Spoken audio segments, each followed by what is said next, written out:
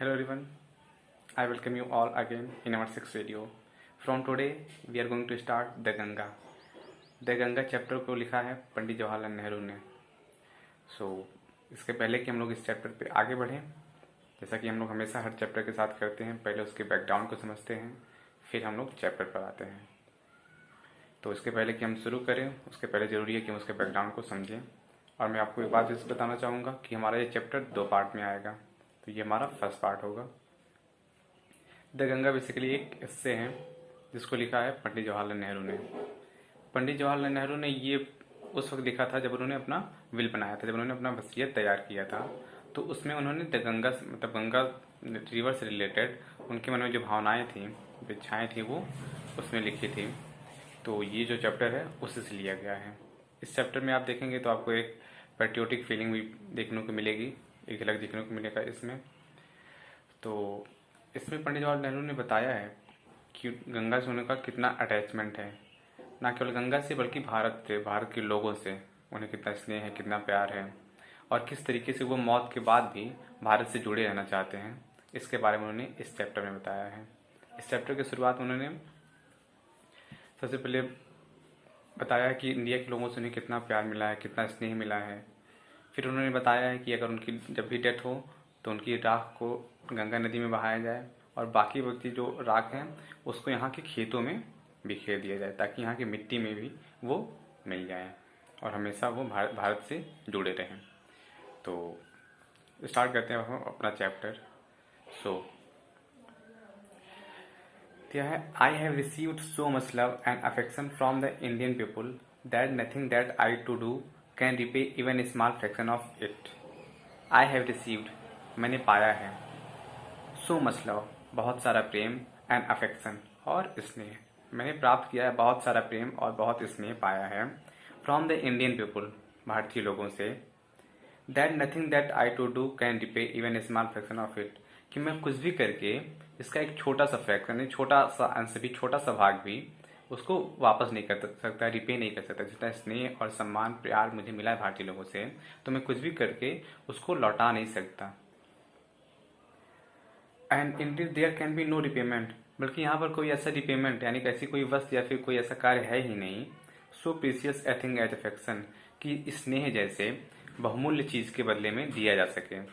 सो पंडित जवाहरलाल नेहरू कहते हैं कि जितना प्यार और स्नेह मुझे मिला है, तो यहाँ पर ऐसी कोई चीज़ नहीं है कि जो मैं उनके स्नेह के बदले उनको दे सकूं, क्योंकि स्नेह बहुत ज़्यादा बहुमूल्य है. उतने बहुमूल्य सामान मेरे पास या फिर कोई कार्य मेरे पास नहीं है.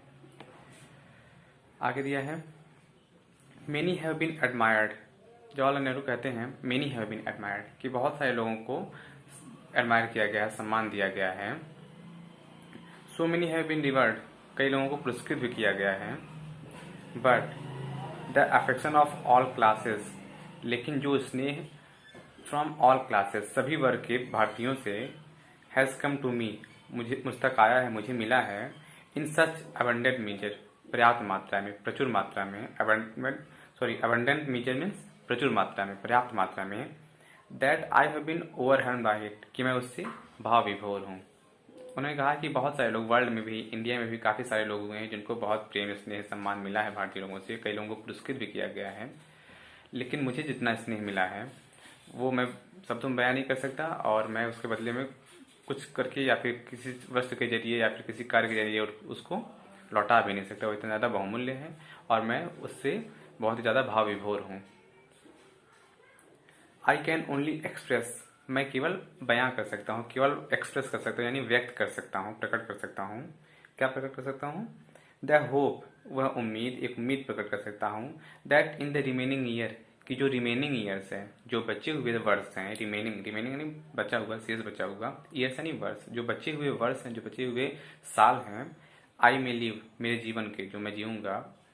अब ऑफकोर्स किसी को आइडिया तो होता नहीं है कि वह कितने वर्ष जिएगा, तो जवाहरलाल नेहरू को भी आइडिया नहीं था, लेकिन वो एक उम्मीद करते हैं कि जो बचे हुए वर्ष मेरे जीवन के बचे हुए हैं, जो दिन बचे हुए मेरी ज़िंदगी के, आई शैल नॉट बी अनवर्दी, मैं अयोग्य नहीं होऊंगा, ऑफ माई पीपुल, अपने लोगों के, एंड देयर अफेक्शन, उनके स्नेह के. यानी वो सोचते हैं, उम्मीद करते हैं, आशा प्रकट करते हैं कि मैं उम्मीद करता हूँ कि आगे भी मुझे अपने भारतीय लोगों का इसी तरीके से प्रेम और स्नेह मिलता रहेगा, मैं उसके अयोग्य नहीं होऊंगा. ठीक है, मैं इस योग्य बना रहूँगा, ऐसे कार्य करता रहूँगा कि मुझे उनका स्नेह और आदर सम्मान प्यार मिलता रहे, ऐसी उम्मीद करते हैं Jawaharlal Nehru. Second paragraph, to my innumerable comrades and colleague, to my मेरे, इन्यूमरेबल यानी असंख्य, कॉमरेड्स यानी साथी फ्रेंड्स, तो जो मेरे असंख्य साथी, एंड कलीग्स, कलीग्स यानी सहकर्मी जो उनके साथ कार्य करते थे। तो कहते हैं कि मेरे असंख्य साथी और सहकर्मी, I owe an even deeper depth of gratitude, मैं उनका भी ऋणी हूँ, मैं उनका भी ऋणी हूँ, अपने साथियों का, अपने सहकर्मियों का। We have been joint partner in great undertaking, we have been joint partner, हम लोग साझेदार रहे हैं, हम लोग साझेदार रहे हैं, इन ग्रेट अंडरटेकिंग, ग्रेट यानी महान, अंडरटेकिंग यानी कार्यों में, हम महान कार्यों में हम लोग सहयोगी रहे हैं। उन्होंने हमेशा मेरा साथ दिया है, हमेशा कदम से कदम मिलाकर चला है मेरे साथियों ने, मेरे सहकर्मियों ने। And have share the triumph and sorrow, and have shared, और हमने शेयर किया है, हमने बांटा है, हमने साझा किया है। ट्रिम्फ, ट्रिम्फ यानी होता है विन यानी जीत, ट्रिम्फ होता है जीत, एंड सॉरो यानी दुख, यानी कह सकते हैं सुख दुख, हमने आपस में एक साथ हमने देखा है, साझा किया है, जो भी हमने कार्य किए हैं, कभी हमको असफलता मिली है, कभी सफलता मिली है, तो हमने सुख दुख हार जीत सब कुछ साथ में साझा किया है, साथ में देखा है। विच इनविटेबली अकम्पनी देम, ठीक है, उनके साथ अनिवार्य रूप से ही मैंने सब कुछ देखा है, सब कुछ का सामना किया है, हर एक सिचुएशन का सामना किया, चाहे वो ट्रियम्फ हो या फिर सॉरो हो, हर एक सिचुएशन का हमने साथ साथ में मिलकर लड़ा है, उसको फेस किया है। थर्ड है, अब थर्ड जो पैराग्राफ है उसमें वो अपनी एक विश यानी अपनी एक इच्छा प्रकट करते हैं। और फिर से मैं एक बार आपको रिमाइंड करा दूं कि ये जो इच्छा है उन्होंने अपने वसीयत के 22वें पॉइंट में कई पॉइंट उन्होंने लिखा, अपने विल जो बनाया था, जो वसीयत तैयार किया था, उसमें कई सारे पॉइंट में उन्होंने अपनी बातें, अपनी इच्छाएं जाहिर की थी। तो जो उनका 22वां पॉइंट था उसमें उन्होंने ये इच्छा जाहिर की थी कि उनके मरने के बाद उनके बॉडी के साथ क्या किया जाए। तो ये जो है आगे जो पैराग्राफ है तीसरा, उसमें उन्होंने अपनी इच्छा के बारे में बताया है। क्या बताया है? व्हेन आई डाई, जब मैं मरूं, I should like my body to be cremated, I should be like, तो मुझे अच्छा लगेगा, आई शुड बी लाइक मुझे पसंद होगा, मुझे अच्छा लगेगा, my body to be cremated कि मेरी बॉडी को जलाया जाए, अग्निदाह किया जाए, उनको शव को मतलब जलाया जाए। जिस तरीके से हिंदू परंपरा में मृत्यु के बाद दाह संस्कार का प्रावधान है, तो उसी के अनुसार कहते हैं कि मैं चाहता हूं कि मेरी मृत्यु के बाद मेरी बॉडी को जलाया जाए। If I die in a foreign country, if I die अगर मैं मरूं, if I die in a foreign country अगर मैं किसी विदेश में मरूं, किसी दूसरे देश में, बाहरी देश में मरूं, my body should be cremated, तो भी मेरी बॉडी को जलाया ही जाए, देयर वहां पर जलाया जाए, एंड माई एसेस और जो मेरे राख हों, सेंड टू इलाहाबाद उनको इलाहाबाद भेज दिया जाए। तो जवाहरलाल नेहरू कर्मकांड को नहीं मानते थे, वो कर्मकांड के घोर विरोधी थे, लेकिन फिर भी ये चाहते थे कि मेरी बॉडी को मेरे डेथ के बाद, उनकी डेथ के बाद जलाया जाए। और अगर बाई चांस वो अगर उनकी डेथ के समय किसी दूसरे देश में हो तो वहीं पर उनका दाह संस्कार किया जाए और उनकी जो राख बचे उसको इलाहाबाद, उनका जो गृह नगर था, वहां पर भेज दिया जाए। आप लोग को पता होगा इलाहाबाद का नाम बदल करके प्रयागराज कर दिया गया है। A small handful of these aces, a small handful यानी एक मुट्ठी, ऑफ दीज एसेस इन एसेस का यानी इस राख का एक मुट्ठी क्या किया जाए, शुड बी थ्रोन फेंक दिया जाना चाहिए। ये जो राख जो आएगी उनकी मृत्यु के बाद, उनकी बॉडी से जो राख बची होगी जलाने के बाद, उसमें से एक मुट्ठी जो राख है उसको फेंक दिया जाए। कहाँ फेंका जाए? इन द गंगा, गंगा में, गंगा में बहा दिया जाए, फेंक दिया जाए। And the major portion of them disposed of in the manner indicated below, and the major portion और जो ज्यादातर जो बचा हुआ हिस्सा हो, जो एक मुट्ठी निकालने के बाद जो बचा हुआ ज्यादातर हिस्सा हो, देन डिस्पोज उनको किस तरीके से निपटाया जाए, डिस्पोज किया जाए, इन द मैनर इंडिकेटेड बिलो जैसा कि नीचे दर्शाया गया है, बताया गया है। उन्होंने आगे भी बताया है, अभी आगे हम लोग इस चैप्टर पे आगे पढ़ेंगे तो हमको पता चलेगा कि उनकी क्या इच्छा थी कि बाकी बचे हुए उनकी राख को क्या किया जाए। तो उन्होंने कहा कि एक मुट्ठी तो सबसे पहले इलाहाबाद में गंगा नदी में प्रवाहित कर दिया जाए, बाकी जो बचे हुए हैं वो भी उन्होंने आगे वर्णन किया है किस तरीके से उसको क्या किया जाए। No part of this ashes, no part of this ashes, कोई भी हिस्सा नहीं, जरा सा भी नहीं, ऑफ दिस एसेस इस राख का थोड़ा सा भी हिस्सा नहीं, शुड बी रिटेन्ड और प्रिजर्व्ड उसको संरक्षित करके नहीं रखा जाना चाहिए। ऐसी इच्छा जवाहरलाल नेहरू व्यक्त करते हैं। कहते हैं कि मेरी मृत्यु के बाद मेरी बॉडी को जलाया जाए, अगर मैं फॉरेन कंट्री में मरूं तो वहीं पे दाह संस्कार करके वहां से राख को भारत मंगाया जाए और उसमें से उस राख का एक मुट्ठी प्रयाग मतलब गंगा में प्रवाहित किया जाए और बाकी जो बचे हुए हैं उसके बारे में भी उन्होंने नीचे बताया, अभी हम लोग पढ़ेंगे उसके बारे में। और वो चाहते हैं कि उनकी जरा सा भी राख मतलब जरा सा हिस्सा उनकी अस्थियों का या फिर उनकी राख का संरक्षित करके ना रखा जाए। आते हैं सेकंड पार्ट में दिया है, my desire to have a handful of my ashes thrown in the Ganga.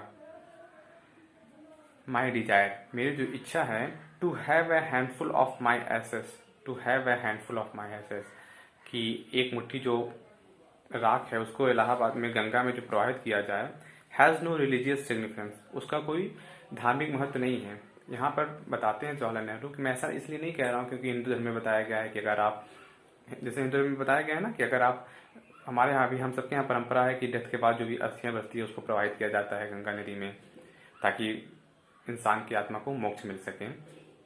लेकिन जवाहरलाल नेहरू कहते हैं कि मैं इसलिए नहीं कह रहा हूँ क्योंकि हमारे धर्म ग्रंथों में वर्णन किया गया है, मैं धार्मिक कारण से नहीं चाहता हूँ कि मेरी राख को गंगा में प्रवाहित किया जाए, उसका इनके पास अलग लॉजिक है, अलग कारण है।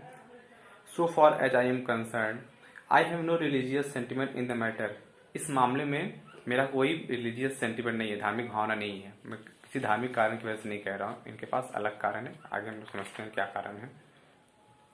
I have been attached to the Ganga, I have been attached to the Ganga, मैं गंगा से अटैच्ड रहा हूँ,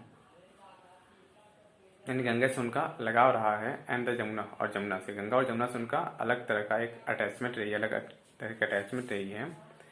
इन इलाहाबाद, इलाहाबाद में, एवर सिंस माई चाइल्डहुड, बचपन से ही, मेरे बचपन से ही।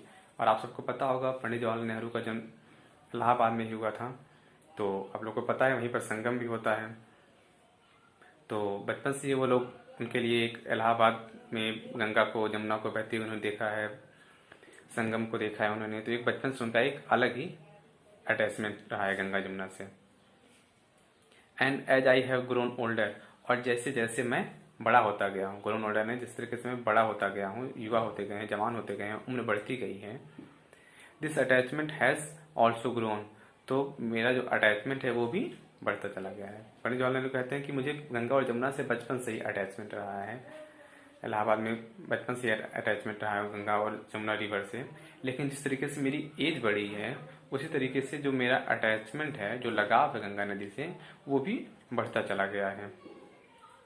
आई have watched their varying mood as the season changed, I have watched, मैंने देखा है देयर वेरिंग मूड, इसकी विभिन्न मूड्स को, विभिन्न रूपों को, हर एक स्वरूप को उन्होंने देखा है। एज द सीजन चेंज, जैसे जैसे मौसम बदला है मैंने हर मौसम में इसके हर एक रूप को देखा है, हर एक मूड को देखा है। जैसे आप लोगों को पता है बारिश के मौसम में पानी भर जाना, बाढ़ आ जाना, तो एक विकराल रूप को देखना। गर्मी के मौसम में जैसे आप लोगों को पता है गंगा सदा नीरा है, कभी भी सूखती नहीं है, हिमालय से निकलने वाली जो भी नदियाँ होती हैं वो कभी वर्ष मतलब साल भर वो बहती रहती हैं, कभी सूखती नहीं है। हाँ, हालांकि पानी जरूर कम हो जाता है, गर्मी का असर तो पड़ेगा ही पड़ेगा, तो पानी जरूर कम हो जाता है, लेकिन वो साल भर बहती रहती हैं। तो उसी के बारे में पंडित जी कहते हैं कि मैंने इसके गंगा के हर एक रूप को देखा है, जिस तरीके से मौसम बदला है उसी तरीके से मैंने इसको भी उसी के अकॉर्डिंग बदलते हुए देखा है। And have often thought of the history, और हमेशा सोचा है, किसके बारे में सोचा है, हिस्ट्री, इतिहास, एंड मिथ, धार्मिक कहानियों के बारे में, मिथ, धार्मिक जो पौराणिक जो कहानियाँ होती हैं उनको मिथ कहा जाता है। एंड ट्रेडिशन, परंपरा, and song and the story, और गीत और कहानियों के बारे में मैंने हमेशा सोचा है। That have become attached to them, जो कि उनसे जुड़ी हुई हैं, थ्रू द लॉन्ग एजेस, प्राचीन काल से, युग युग से जो जुड़ी हुई, गंगा से जुड़ी हुई जो कहानियाँ हैं, जो गीत हैं, जो परंपराएं हैं, मैंने हमेशा उसके बारे में सोचा है।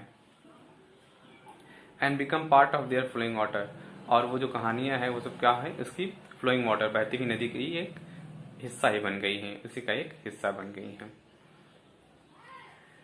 आगे दिया है तीसरा पार्ट, ये हमारा तीसरा पार्ट होगा, और ये तीसरा पार्ट ही हमारे आज के इस वीडियो का लास्ट पार्ट होगा। बाकी जो बचे हुए पार्ट्स हैं उसको हम अपने नेक्स्ट वीडियो में कवर करेंगे, नेक्स्ट वीडियो में देखेंगे। ऐसा इसलिए क्योंकि अक्सर स्टूडेंट मुझसे कहते थे कि मैं क्लास में पढ़ाता हूँ तो बच्चे मुझसे कहते कि सर एक बार और समझा दीजिए, एक बार और समझा दीजिए, क्योंकि मुझे भी लगता है कि इसमें कुछ ऐसे ऐसे वर्ड्स हैं, ऐसे ऐसे मीनिंग्स हैं जो इजीली छात्र समझ नहीं पाते हैं। तो इसलिए मैं चाहता हूँ कि इसको मैं डिटेल में समझाऊँ ताकि बच्चे आसानी से इसको समझ सकें। तो इसलिए इस वीडियो को मैंने 2 पार्ट में बनाने का डिसीजन लिया है। वैसे हमारा सारा वीडियो 2 पार्ट में ही बनता आया है, लेकिन एक पार्ट एक्सप्लेनेशन करा है, हमने पूरा चैप्टर ही खत्म कर दिया है फर्स्ट वीडियो में। सेकंड वीडियो में हमने एक्सरसाइज बताया है, लेकिन इसमें हम लोग एक्सप्लेनेशन को ही 2 पार्ट में करेंगे, फिर थर्ड पार्ट हमारा एक्सरसाइज का होगा। तो तीसरा पार्ट देखते हैं। The Ganga specially is the river of India. Ganga specially is the river of India. Ganga Bharat की नदी है। बिलोड ऑफ हर पीपुल, अपने लोगों की प्रिय रही है। Round which are intertwined her racial memories, round which are intertwined her racial memories, और रेशियल मेमोरीज यानी हर वर्ग के यादों से गुथी हुई है। हर होप्स एंड फियर्स, उसकी डर उम्मीदें। हर सॉन्ग ऑफ ट्रियम्फ, विजय गीत। सॉन्ग्स ऑफ ट्रियम्फ यानी उसकी, ट्रियम्फ यानी जीत होता है, जीत का गीत यानी जिसको विजय गीत कहते हैं। हर विक्टोरीज, उसकी जीत। एंड हर डिफीट, और उसका हार। ठीक है, तो ये जुड़ी हुई है इन सारी चीज़ों से। She has been a symbol of India as long culture. She has been a symbol of India. She has been, यह रही है, गंगा नदी की बात हो रही है कि यह रही है a symbol of India. Symbol यानी प्रतीक, यह प्रतीक रही है। Of India's age long culture, Bharat की पुरानी परंपराओं का, प्राचीन परंपरा का एक सिंबल रही है, प्रतीक रही है। एंड सिविलाइजेशन, और सभ्यता का। एवर चेंजिंग, हमेशा बदलती रही है। एवर फ्लोइंग, हमेशा बहती रही है। And at ever the same Ganga, लेकिन फिर भी वही सेम, बिल्कुल वही स्वरूप, बिल्कुल वही गंगा है, यानी हमेशा बदलती भी रहती है। आप लोगों को पता होगा गंगा नदी, जो भी नदियाँ बहती रहती है तो उसमें जल हमेशा चेंज होता ही रहता है, बहती रहती है, लेकिन फिर भी एक समान, उसी समान। She reminded me of the snow covered. She reminded me, Jawaharlal Nehru कहते हैं कि ये जो गंगा को जब मैं देखता हूँ तो मुझे क्या होता है, रिमाइंड कराती है, याद दिलाती है। मी ऑफ द स्नो कवर्ड, बर्फ से ढके हुए, स्नो कवर्ड यानी बर्फ से ढके हुए। पीक्स यानी चोटियाँ। एंड द डीप वैली, और गहरी घाटियाँ। ऑफ द हिमालयाज, हिमालय की। आपको पता है कि गंगा नदी हिमालय से निकली है, तो ये कहते हैं जवाहरलाल नेहरू, जब भी मैं गंगा को देखता हूँ तो मुझे याद आती हैं बर्फ से ढकी हुई उसकी चोटियाँ, गहरी घाटियाँ। Which I have loved so much, जिससे मैंने अत्यंत प्रेम किया है, बहुत प्यार किया है। And of the rich the vast plain below, and of the rich and vast plain below, और इसके रिच यानी उपजाऊ, एंड वास्ट प्लेन बिलो, और विशाल प्लेन बिलो, विशाल जो मैदानी भाग है नीचे उससे। Where my life and work have been cast, जहाँ पर मेरा जीवन और कार्य हमेशा गुजरा है, बीता है, जहाँ पे मैंने अपना जीवन बिताया है और अपना कार्य किया है। तो जब भी गंगा को देखते हैं तो उनको याद आता है snow covered mountain, deep valleys, और प्लेन, जो हमारा जो विशाल मैदान है उत्तर भारत का, उसका इनको याद आता है। तो ये हमारा रहा है 2 पार्ट आज हमने देखा है। अब अपने अगले वीडियो में हम लोग बाकी का जो 3 पार्ट बचा है, सॉरी आज हमने 3 पार्ट देखा है, बाकी का जो अगला वीडियो होगा हम उसमें शेष जो 2 पार्ट बचे हैं, पार्ट 4 और पार्ट 5, वो हम लोग अगले वीडियो में देखेंगे। तो इससे पहले कि हम लोग वाइंड अप करें, एक बार फिर से हम लोग इसको दोहरा देते हैं। तब तक हमने जाना कि स्टार्टिंग में पंडित जवाहरलाल नेहरू कहते हैं कि मुझे भारतीय लोगों से बहुत सारा स्नेह, प्रेम, सम्मान, आदर मिला है।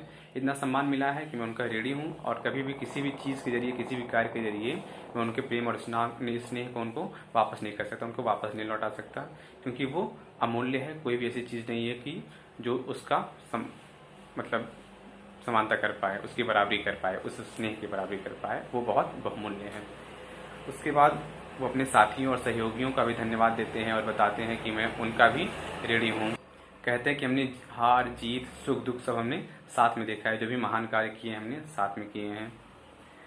आगे उन्होंने अपनी मौत के बारे में बताया कि अगर उनकी मौत हो तो किस तरीके से उनके बॉडी के साथ क्या किया जाए। तो वो कहते हैं कि अगर मैं भारत में मरूँ तो मेरे दाह संस्कार के बाद, या फिर अगर मैं भारत के बाहर मरूँ तो मेरे दाह संस्कार के बाद मेरी राख को गंगा में प्रवाहित कर दिया जाए।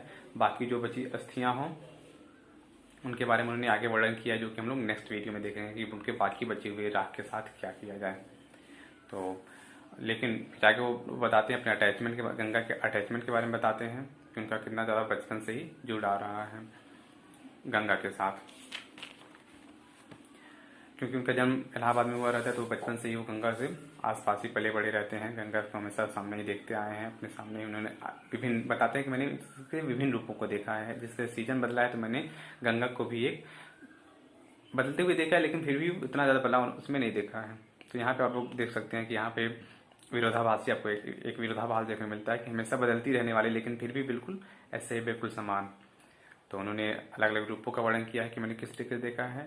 फिर लास्ट में उन्होंने बताया है कि जब भी मैं गंगा को देखता हूँ तो मुझे उससे जुड़ी हुई कहानियाँ, हमारी सभ्यता, ये सब याद आती हैं। और साथ ही साथ उनको याद आता है स्नो कवर्ड माउंटेन, यानी बर्फ से ढका हुआ हिमालय की गहरी घाटियाँ, और साथ ही साथ भारत का मैदानी भाग, जहाँ पर उन्होंने उनका कर्मभूमि और जन्मभूमि रहा है। तो ये था हमारे द गंगा का फर्स्ट पार्ट। मिलेंगे अपने सेकंड पार्ट में।